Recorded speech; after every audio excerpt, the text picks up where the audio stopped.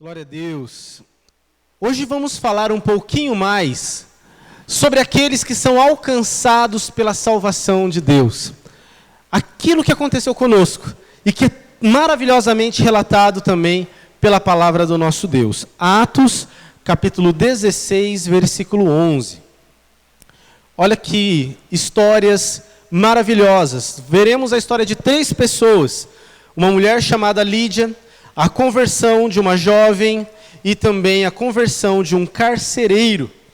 3 histórias de pessoas que foram alcançadas pela graça de Deus. Tendo, pois, navegado de Troade, seguimos em direção a Samatrócia. No dia seguinte, a Neápolis e dali a Filipos, cidade da Macedônia, primeira do distrito e colônia. Nesta cidade permanecemos alguns dias. No sábado saímos da cidade para junto do rio, onde nos pareceu haver um lugar bom de oração. E assentamo-nos, falamos às mulheres que para ali tinham concorrido. Certa mulher, chamada Lídia, da cidade de Tiatira, vendedora de púrpura, temente a Deus, nos escutava. O Senhor lhe abriu o coração para atender às coisas que Paulo dizia. Depois de ser batizada, ela e toda a sua casa nos rogou, dizendo: se julgais que eu sou digno, que eu sou fiel ao Senhor, entrai em minha casa e aí ficai. E nos constrangeu a isso. Versículo 16. Aconteceu que, indo nós para o lugar de oração, nos saiu ao encontro uma jovem possessa de espírito adivinhador, a qual, adivinhando, dava grande lucro aos seus senhores. Seguindo a Paulo e a nós, clamava dizendo: estes homens são servos do Deus Altíssimo e vos anunciam o caminho da salvação.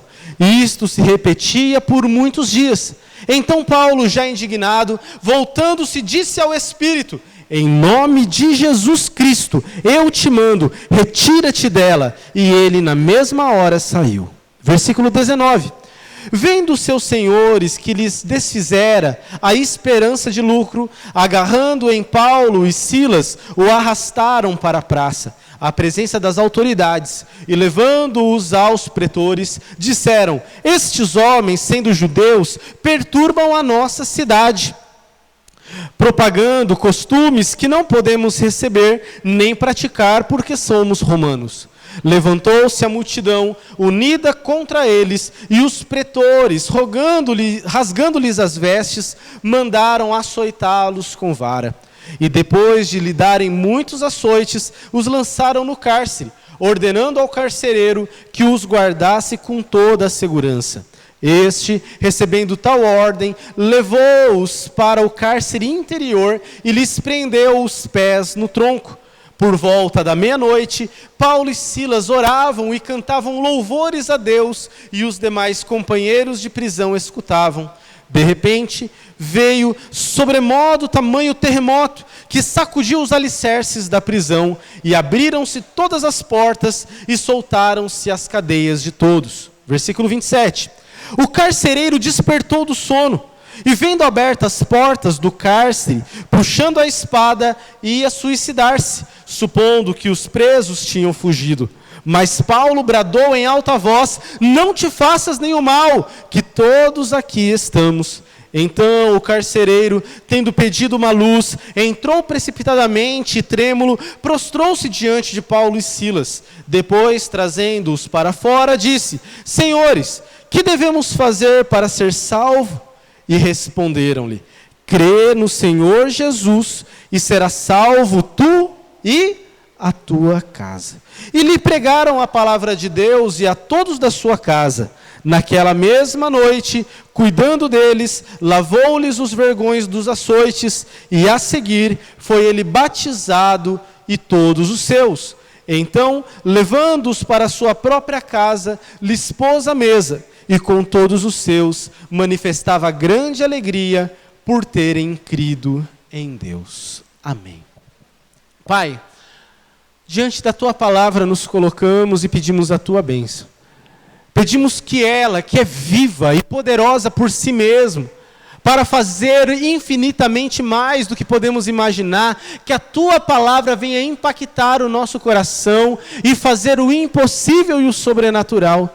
Por isso peço que em nome de Cristo Jesus, a sua graça nos alcance e o seu amor esteja sobre nós, nessa caminhada de peregrinação, de evangelização, que muitas vidas sejam ganhas para ti, através do seu amor e da sua bondade. Pois é no nome de Jesus que oramos e agradecemos. Amém, Jesus. Amém.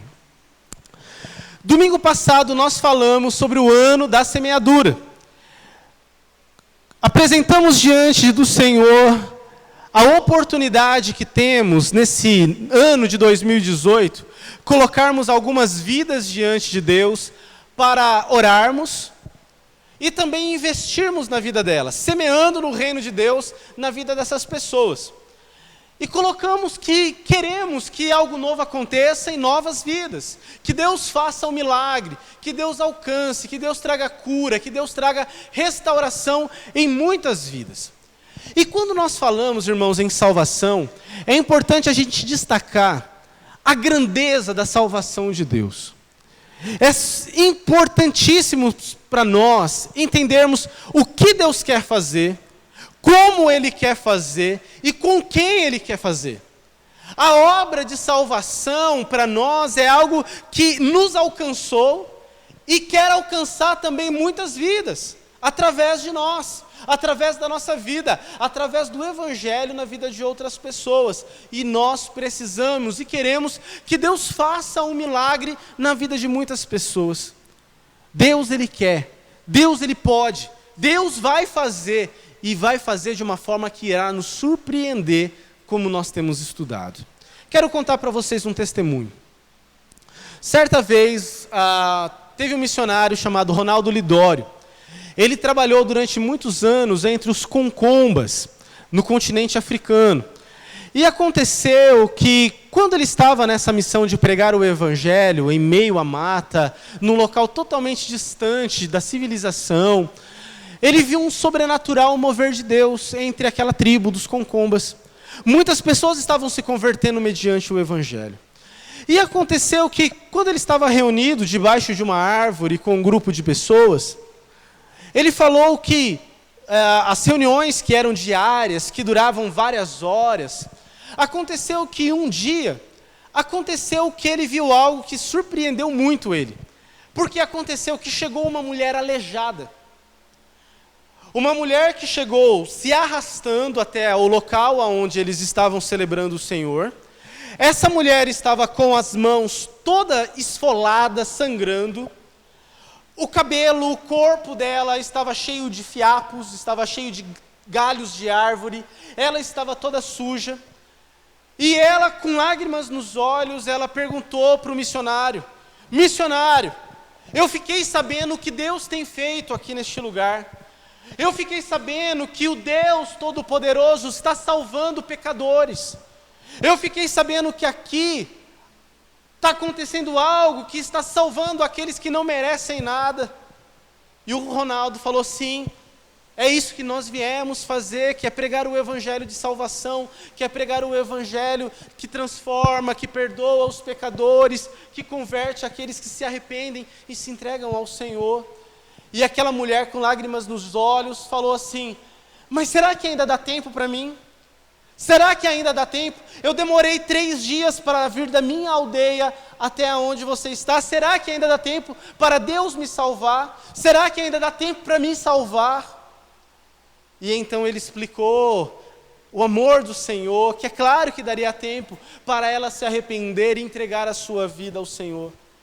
E aquela mulher que por 3 dias andou entre as matas, fazendo trilha, para chegar até a aldeia, para receber a palavra de salvação, para receber a palavra de vida, ela recebeu as boas novas, dizendo que para ela ainda havia salvação, ainda havia esperança, ainda havia a oportunidade dela se arrepender e entregar a sua vida ao Senhor. Vocês percebem, irmãos? Corações que são alcançados pelo poder de Deus, corações que são alcançados por Deus, Irmãos, o que aconteceu na nossa vida é algo assim, porque a palavra do Senhor fala que não foi nós que escolhemos a Deus, mas quem que escolheu quem? Deus nos escolheu e nos comissionou para irmos e darmos frutos, e frutos que durem para toda a eternidade. Então essa salvação que alcançou essa mulher concomba, essa salvação que alcançou Lídia, essa jovem e o carcereiro, e a minha vida e a tua vida, é a mesma salvação que pode alcançar muitas vidas aí fora. Nós somos chamados para sermos apenas um canal dessa salvação, um canal dessa bênção, um canal dessa graça maravilhosa que nos alcançou. Nós vemos no capítulo 16 de Atos, um pouco da segunda viagem missionária do apóstolo Paulo. Quando ele chega principalmente em Filipe, esta cidade que deu origem à carta dos Filipenses, traz para nós o relato da conversão de 3 pessoas diferentes, 3 pessoas que representam a complexidade da humanidade, mas também a grandeza de Deus para alcançar todas as pessoas. Deus quer salvar a todos, e isso fica muito claro para nós através desses 3 personagens. Deus, Ele quer salvar 3 personagens principais aqui nessa história. Primeiro, relata para nós a conversão de Lídia. Lídia, essa mulher, ela abre o coração para Deus em um culto de oração. O apóstolo Paulo vai para um lugar para orar com outros discípulos, e então aquela mulher que ouve da mensagem que o apóstolo Paulo prega, ela simplesmente, diz o texto, abre o coração para que o evangelho entre na vida dela, e ela crê, e ela e a sua família se convertem ao Senhor, e eles se tornam a primeira família cristã na Europa. Conversão de Lídia. Depois nós vimos a conversão de uma jovem que era adivinha.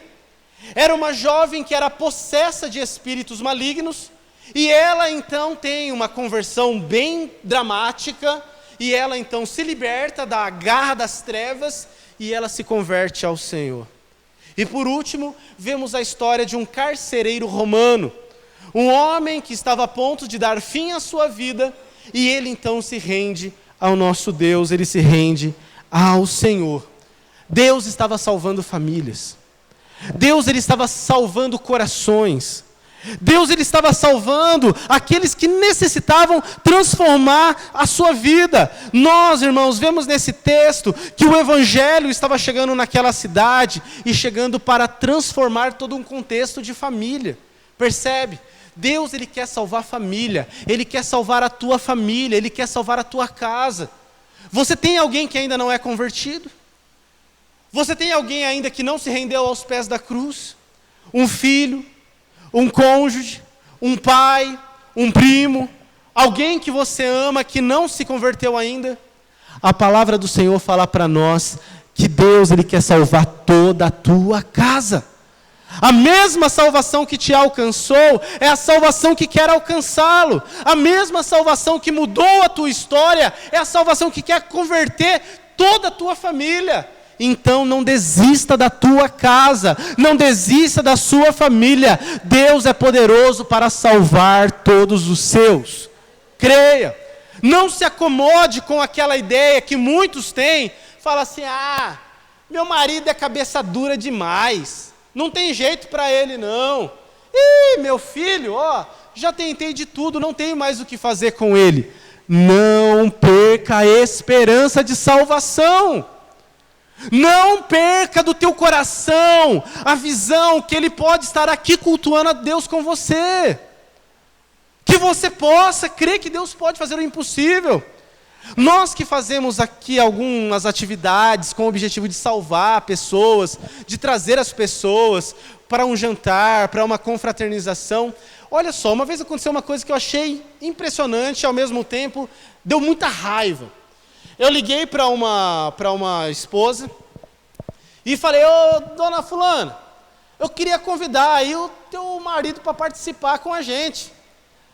Pastor, nem adianta. O bicho tem um coração tão duro, que nem adianta levar o evangelho para ele. Você percebe? Irmãos, às vezes você pode olhar para o teu filho, às vezes você pode olhar para a tua filha e falar, não tem mais jeito, pastor. Não tem mais jeito, viu?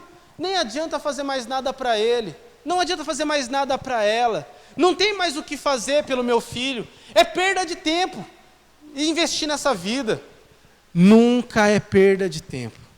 Você já viu aquele ditado que eu creio que é uma verdade, que diz que Deus, Ele é poderoso para transformar os corações mais endurecidos? Você crê nisso? Ele pode, irmãos, Ele pode. Isso aconteceu na minha casa, na minha família, na vida da minha irmã. Alguns irmãos aqui conhecem ela, minha irmã Karen. Ela já veio aqui já algumas vezes na nossa igreja. Ela foi a última que se converteu da minha família.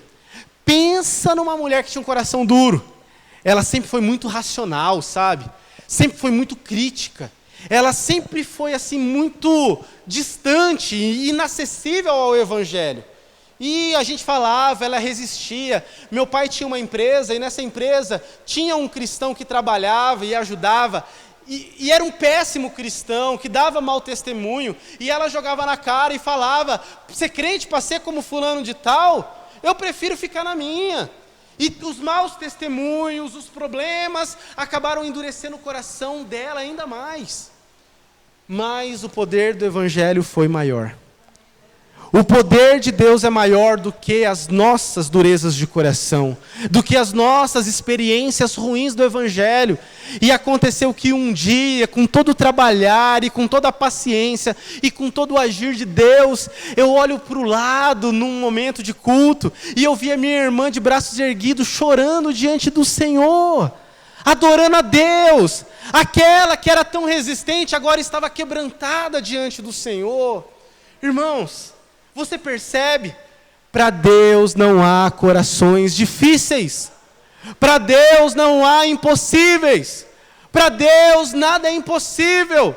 Deus é poderoso. E é isso que nós vemos nessa história. Que Deus, quando chega numa cidade, que Deus, quando chega, Ele converte vidas, Ele transforma. O que precisamos é clamar mais pela presença de Deus, mais para o poder de Deus agir, mais pela graça transformadora do Senhor. E Ele vai trabalhando, Ele vai agindo, Ele vai tocando, Ele faz o que Ele quer, porque Ele é Senhor de tudo. A palavra do Senhor fala para nós que Ele tem o coração dos reis em suas mãos. Ele inclina onde Ele quer. Então nunca pense que um coração é duro demais para se converter ao Senhor, porque a palavra do Senhor fala que Deus, Ele amou o mundo de tal maneira que deu o seu Filho para que todo aquele que nele crê não pereça, mas tenha a vida eterna. Atos 16, 31 também fala para nós o quê? Que se nós crermos, se você crê no Senhor, o que vai acontecer? Será salvo quem? Tu e a tua casa. Olha que promessa maravilhosa. É claro que isso daqui não é algo que muitas pessoas pensam errado esse texto. Porque falam assim, se eu me converter, a minha família está garantida. Não, ela não está garantida na salvação. Ela não está garantida que ela se salvará. Mas se você se converteu, você é a porta de entrada para a salvação da tua casa. Percebe? Não é, eu me converti, então não quero nem saber dos meus filhos, de pregar o evangelho para os meus filhos, para o meu marido, Não, você tem que se preocupar sim com todo mundo. É que você é a porta. Crê e será salvo tu e a tua casa. E foi isso que o carcereiro fez. Ele creu, e o que aconteceu? Ele chama Paulo para ir lá na casa dele. Vamos lá, Paulo. Aí Paulo prega o evangelho para o carcereiro, prega o evangelho para a família, e todos creram na palavra de Paulo. E aí se converteram e foram batizados. Então Deus salva toda uma família. Deus salva e faz uma grande obra. A salvação chega em Filipe, mostrando que o evangelho é para alcançar a todos. Deus salva na cidade de Filipos 3 raças diferentes. 3 pessoas de origens diferentes.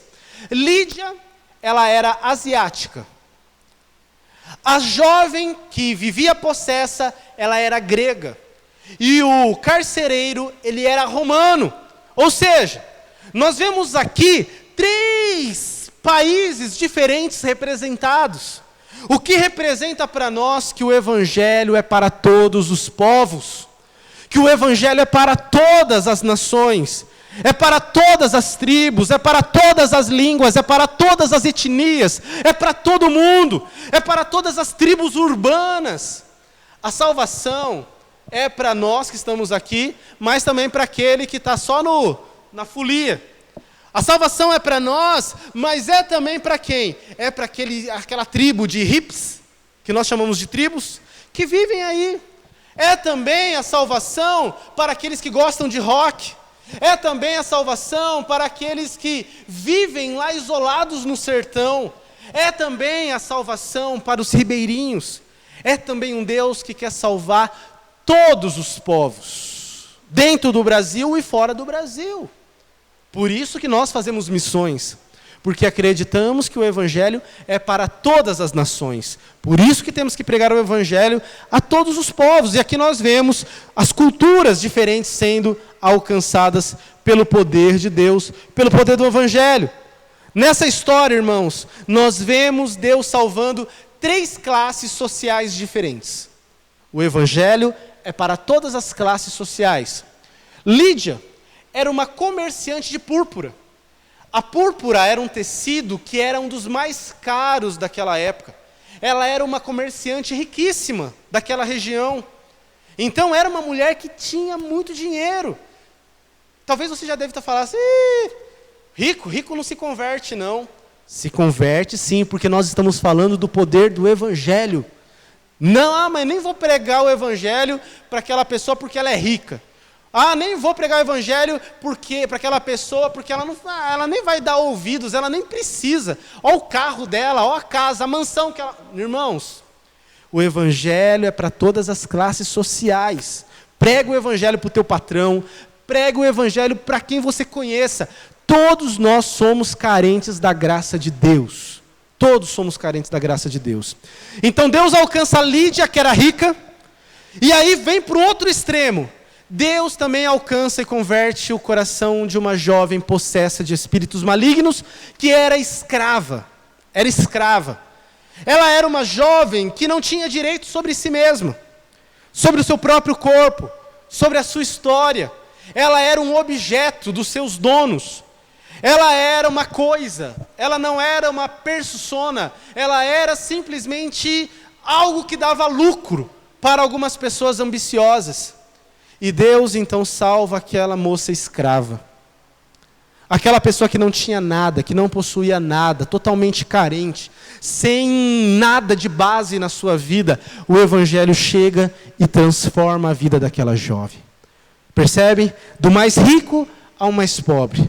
E classe média, carcereiro. Os soldados romanos faziam parte da classe média de Roma.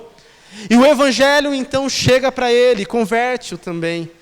Os mais ricos, os mais pobres, a classe média da sociedade, o Evangelho vem para alcançar todos. Percebem? O Evangelho vem para salvar todas as etnias, todas as raças, vem para alcançar todas as classes sociais, e vem para alcançar também todas as culturas religiosas. Todas as culturas religiosas. O Evangelho é o poder de Deus para transformar e converter todas as pessoas. Lídia, ela era uma prosélita. O que era uma prosélita? Era uma pessoa que era uma gentia, que não era judeu, né? O gentio somos nós, porque não somos judeus. Então era gentia, que se converteu ao judaísmo. Então ela se proselitou, ela se converteu ao judaísmo, essa Lídia. Então ela era uma mulher que era uma judia, prosélita, e Deus vai e alcança ela. Ela era religiosa, e ela é alcançada pelo poder de Deus. Nós vemos agora também aquela jovem, uma jovem que era escrava dos demônios, uma jovem que era um cavalo, era uma jovem que era uma marionete de Satanás, uma jovem que tinha o poder de adivinhação dado pelo diabo. Talvez lia as mãos, talvez decifrava a vida das pessoas, tinha um poder de clarividência, ela tinha um poder sobrenatural que conseguia bater o olho em alguém e falar da vida das pessoas, na sua íntegra, como o diabo faz muitas vezes, como se é visto nas sessões mediúnicas de tantas religiões, aonde o diabo realmente descreve perfeitamente o que está acontecendo. O diabo revela ali o que está acontecendo na vida da pessoa. Era o que acontecia com essa jovem. E é interessante, um parênteses aqui, que essa mulher, essa jovem, que era possessa, que estava endemoniada, que servia a Satanás, ela fazia o quê? Ela ia atrás de Paulo, Silas e toda a equipe missionária e começava a falar o quê? Denegrir? Começava a falar mal deles. Vocês perceberam o texto? Esse texto é intrigante porque essa jovem que era adivinha, que era uma menina que vivia possessa, ela ia atrás de Paulo e de Silas, dizendo: eis aí homens de Deus, deem ouvidos a eles. Ela estava falando algo que era verdadeiro ou que era errado, irmãos? Verdadeiro, eles eram homens de Deus que estavam pregando a mensagem de salvação. Ué, mas como é que pode o diabo usar uma pessoa para falar isso? Por que ele faria isso? Eu não sei completamente o porquê. Mas uma coisa que eu sei que a gente tem que tomar muito cuidado, que eu vejo que é algo que está acontecendo muito hoje, é quando o diabo ele começa a confundir a cabeça das pessoas, para que as pessoas já não tenham mais diferenciação entre o que é santo e o que é profano, entre aquilo que é de Deus e aquilo que não é de Deus, entre aquilo que é bom e aquilo que é mal.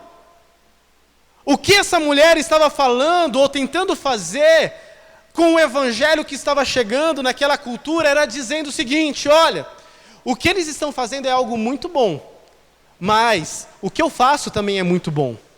Deus é bom, mas eu tô nesse meio todo, percebe? Eu tô nessa também, eu tô junto. Percebe, irmãos, como isso é perigoso, como isso é e tem confundido muitas pessoas. Hoje em dia a gente olha para as pessoas na sociedade, elas não conseguem mais separar e diferenciar o bom do mal, o ruim daquilo que presta. Tá tudo embalado. Por exemplo, a gente vê pessoas que estão, vamos dizer assim, declarando que Deus é bom, mas a hora que você olha para a vida da pessoa, é uma vida desgraçada, uma vida demoníaca, a vida da pessoa. Ela está falando, Jesus é tudo para mim, me converti ao Evangelho, mas a hora que você olha para ela, está na Sapucaí. Adianta alguma coisa dizer que é crente, mas ao mesmo tempo ter um comportamento mundano? Adianta dizer que é um cristão evangélico, mas colocar foto no Facebook com a latinha de cerveja, com uísque e estou tomando todas? Vocês percebem, irmãos? Houve um tempo onde era muito claro para a sociedade o que é algo que agrada a Deus e o que não agrada a Deus. Mas hoje em dia está tudo bagunçado, a mídia está bagunçando tudo. A gente olha para as novelas, para os artistas, para os famosos, a gente olha e vê uma coisa que está tudo bagunçada, aonde já não se diferencia mais. Vocês estão conseguindo entender o que eu estou querendo levar vocês a perceber, irmãos? Que não está se fazendo mais separação, aonde da boca dos impuros está saindo coisas que glorificam a Deus, e aqueles que estão ouvindo não conseguem diferenciar mais o que está sendo dito. Isso é um problema muito grande para a nossa vida, para a nossa juventude. A confusão da espiritualidade. A gente tem que tomar muito cuidado com isso. Tome muito cuidado. Ainda mais nesse momento histórico, onde a mídia está assim, levando de uma forma muito explícita, um evangelho barato, um evangelho sem santidade, um cristianismo sem renúncia. Tome cuidado com isso, para não se impregnar com isso que essa jovem estava fazendo, sendo utilizada pelo diabo. Pelo diabo. Cuidado. Tomemos muito cuidado com isso. A salvação, irmãos, é de graça. Mas a vida cristã tem um alto preço. Vou repetir. A salvação é pela graça. Mas a vida cristã tem um alto preço de santidade. Escolhamos ser santos. Escolhamos não nos contaminar com o mundo. Escolhamos ter uma vida diferente, separada, de renúncia, de entrega para Deus, que não aceita esse mundo como esse mundo está, como esse mundo é. Que aceitemos isso, irmãos, de todo o nosso coração, para que não caiamos nesse mesmo erro que essa jovem caiu. A tal ponto do apóstolo Paulo virar para aquela jovem que estava falando as verdades, mas com uma vida demoníaca, a ponto de estender a mão para ela e falar: sai, Satanás, da vida dessa pessoa, sai, Satanás, da vida dela. Então, ficou claro que não tem como distinguir a vida da mensagem. Ficou claro, e tem que ficar muito claro para nós, que da nossa vida deve sair aquilo que realmente existe, aquilo que realmente glorifica a Deus, que é o que está no nosso coração. Então Deus liberta aquela jovem possessa. Irmãos, o poder do Evangelho é poderoso. E nós nunca podemos achar que uma pessoa que está envolvida, ou que já se envolveu com o espiritismo, com macumbaria, com mesa branca, que essas pessoas não têm jeito para ela. Irmãos, quem que é maior? Deus ou o diabo? Claro que é Deus.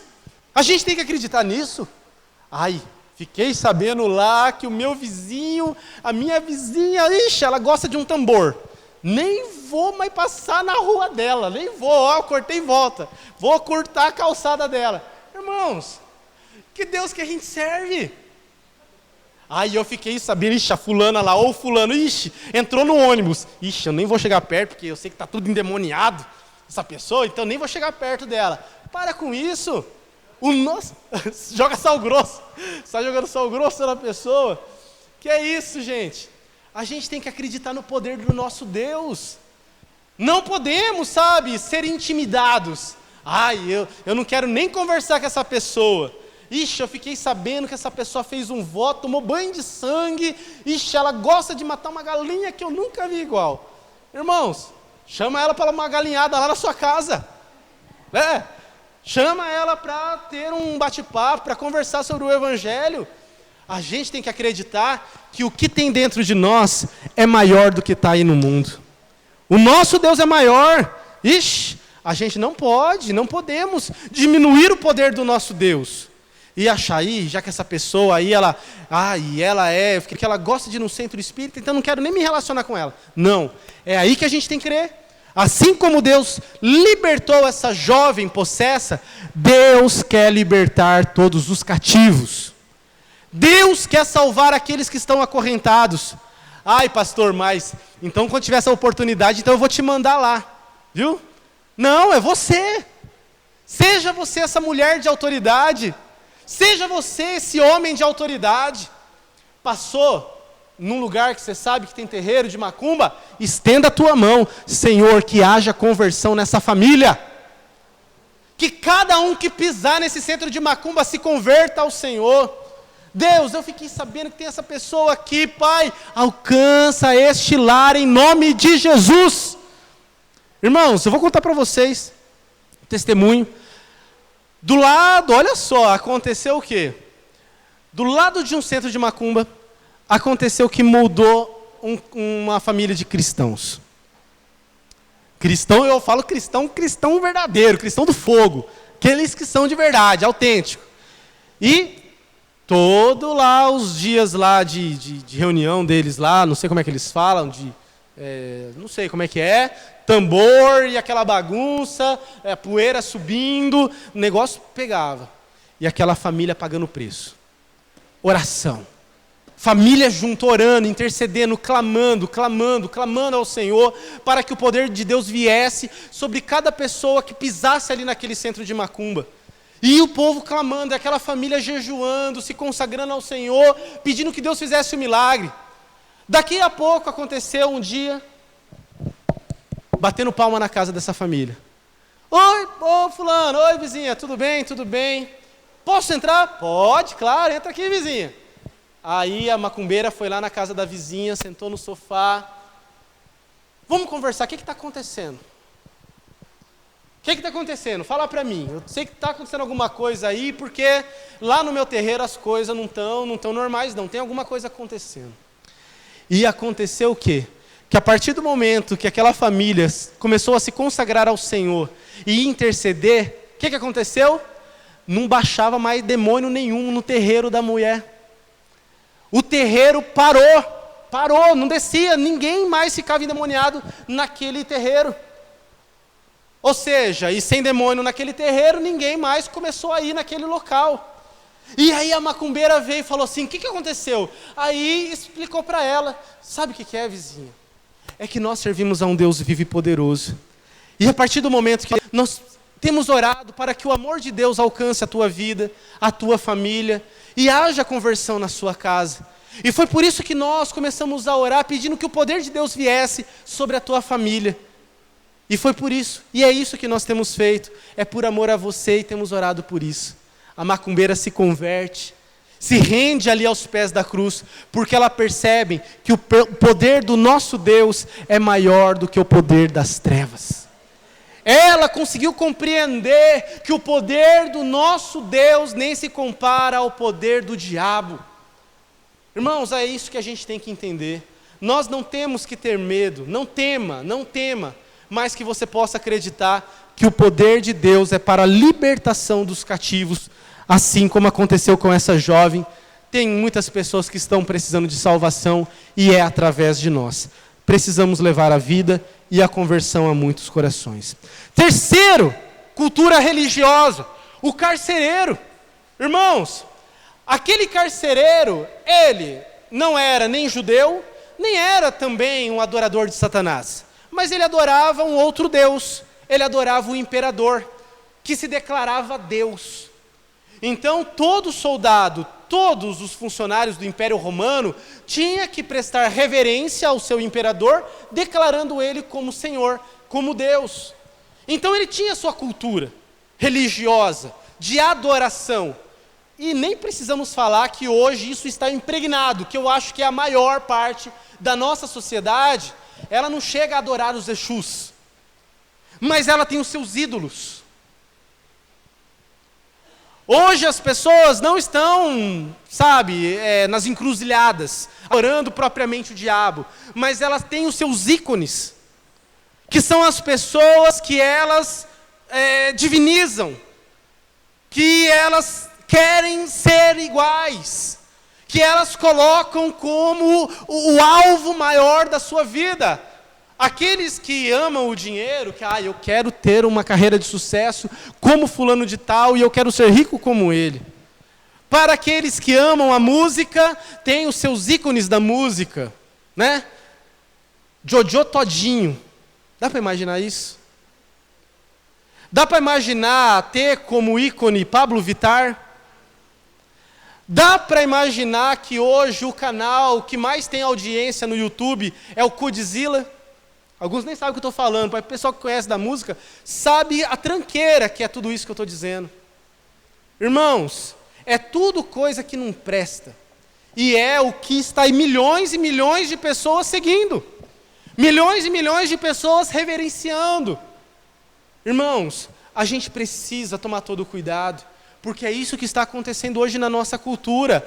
A divinização de pessoas, de ícones, que estão aí influenciando a nossa geração, influenciando a nossa juventude, sendo, eu quero ser igual a esse, eu quero ser igual àquele, eu quero ter a vida do outro. E não conseguem olhar para o verdadeiro Senhor das suas vidas, que é o Senhor Jesus Cristo. Deus, Ele quer salvar toda essa cultura e toda essa sociedade. E por último, a forma com que Deus salva é uma forma maravilhosa. Porque Deus tem um plano de salvação diferente para cada um. Você crê nisso? O plano de salvação para cada um é diferente. Quando Deus visita o coração de Lídia, é uma coisa fantástica, maravilhosa. É como se o sopro do Espírito Santo viesse sobre ela. Eu creio. Eu ouvi a palavra do apóstolo Paulo e eu creio. Eu creio que é uma verdade. Que coisa maravilhosa quando acontece esse tipo de conversão. A pessoa ouve a palavra, você chega para a pessoa e fala, olha, Todos nós somos pecadores e precisamos entregar a nossa vida para Ele, para que a gente tenha salvação. O que eu preciso fazer então? Cris, o que eu preciso fazer? Você está falando que o Senhor, Ele é o único Deus. O que eu preciso fazer? Você só tem que entregar sua vida para Ele, entregar toda a tua história para Ele. Amém. É isso que eu quero para mim. É isso que eu quero. Eu me entrego então a esse Deus. Que coisa maravilhosa, não é? Aquela salvação pacífica, tranquila. É aquela brisa suave que vai convertendo, que vai salvando. É aquela coisa que não é impactante, mas é serena, que é calma, que é tranquila. Que coisa maravilhosa. Esse é o tipo de salvação que veio sobre Lídia. Mas também tem aquele tipo de salvação que é drástica, que é dramática, que é impactante. É a salvação que nós vemos aqui na jovem. Percebem? O que Deus teve que fazer para libertar aquela jovem?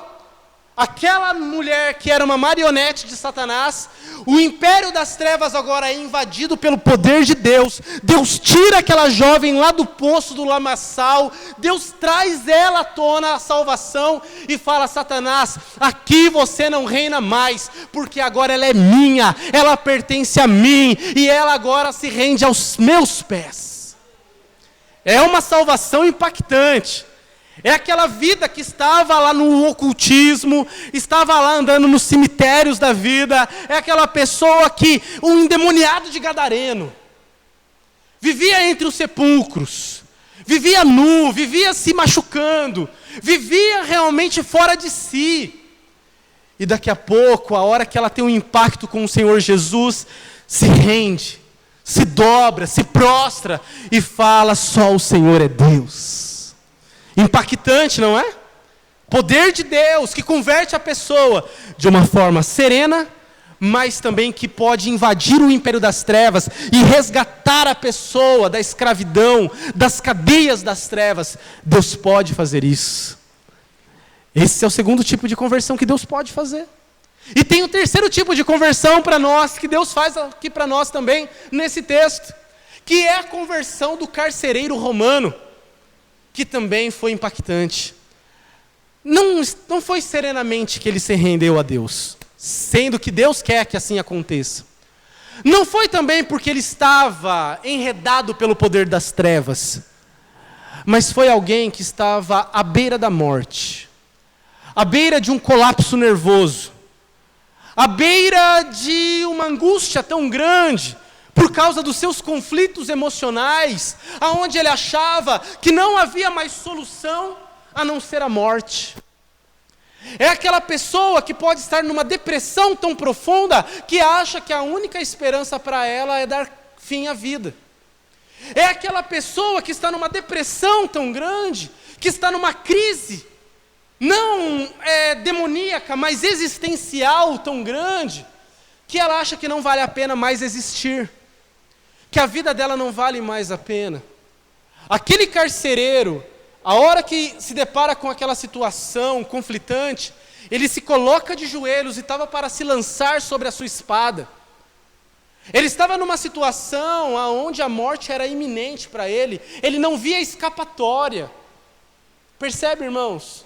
O que pode acontecer e acontece com muitas vidas aí fora. Nós já falamos sobre suicídio aqui na nossa igreja, na nossa série de estudos também, que é um mal que está acontecendo aí fora, as crises emocionais que estão assolando as pessoas aí fora, as pessoas que estão assim explodindo, porque não estão aguentando mais o medo, a angústia, a tristeza no coração.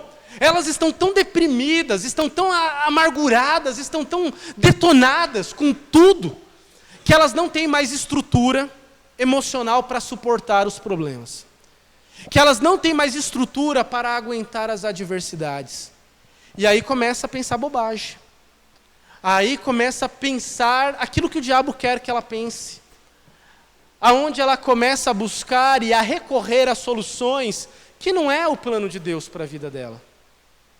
Percebe? A autodestruição, aonde muitas pessoas não estão chegando a se matar, mas elas se renunciaram da vida. Percebe? Não se cuidam mais, não sonham mais, não tem mais perspectiva nenhuma, profissional, familiar, a vida dela perde o sentido, fica um tormento, um cinza, uma coisa obscura, sem sentido. E essas pessoas acham que não vale a pena mais viver, acham que não vale a pena mais buscar a vida, e acham que a morte é a única que pode aliviar o seu coração. Esse carcereiro estava na beira do precipício emocional, ele estava à beira da ruína do seu próprio ser, até que ele ouve uma voz: não faça isso. Hoje a salvação vem até você. Não faça isso. Não faça isso. Porque Deus tem um plano para a tua vida. Ele então é alcançado pelo poder de Deus. Ele é alcançado pela graça de Deus. O coração dele é alcançado. Ele que estava ali para se precipitar, agora é alcançado por um amor que o bombardeia, que o alcança. E ele então que de prostrado se levanta, restaurado e com esperança, vai para a sua casa e fala: vocês também precisam dessa salvação. E que coisa maravilhosa é essa história, irmãos? Percebe? Porque um homem que estava para se matar, que estava para acabar com a sua vida, ele recebe a salvação, e agora ele também é um canal de salvação para a sua família. Aquelas pessoas que talvez você está achando que não tem mais jeito, que não tem mais o que fazer com ela, creia que Deus pode não apenas salvá-las, mas Deus pode usá-las para salvar outras pessoas. Dá para imaginar isso? Aquelas pessoas que a gente acha que não tem mais jeito, sendo missionários, evangelistas, tão apaixonados por Deus, que começarão a falar desse amor para outros. Esse é o poder de Deus. O que eu quero convidar você a crer é isso, que para muitas pessoas que estão trancafiadas, achando que não tem mais jeito, elas poderão se libertar para ser agora um canal de bênção para outras pessoas. Então não desista.